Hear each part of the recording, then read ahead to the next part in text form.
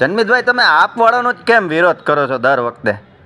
એવું નથી, મફત વંચિતોનો 2014 પછી વિરોધ જ એટલો પ્રબળ છે કે કૂતરું પણ ભસે ને મોદીજીને તો એમાં એને કર્મયોગી દેખાવા માંડે. દાખલા તરીકે તમે વિસાવદર જ લઈ લ્યો, ત્યાં બીજેપી વિરોધી જ સીટ હતી. હવે આ જીતતો નતો એને ન્યા લઈ ગયા જીતાડવા, અને જીતાડ્યો. જે કાંઈ બે ચાર ચેનલો વાળાને એને વરિષ્ઠ પત્રકારોને પૈસા ખવડાવીને વખાણ કરાવ્યા, આપણે બધું જોતા જ. સાચી વાત છે. ભોજીઓ ભાઈ જમાવટો વાળીને એ ચોઈટા હતા, માહોલ બનાવ્યો ને પછી કે બસ વિસાવદર વાળી કરવી, નીકળી પડ્યા. એલા ભાઈ તમે જુઓ તો ખરા, પણ જે મતલબ થયું અને જીતો ન્યા સમજી લ્યો તો ન્યા ક્યાં બીજેપી હારી ઈ તો છે હો. હારેલી જતી બીજેપી, અને બીજેપી વિરોધી સીટ હતી. પણ કહેવાનો મતલબ મોદી વિરોધી જીતો એટલે જીતાડવા વાળાને એમ કરી ગયો કે જાણે આપણી સરકાર બની, અને જીતવા વાળાને એમ કરી ગયો જાણે હું મુખ્યમંત્રી બની ગયો.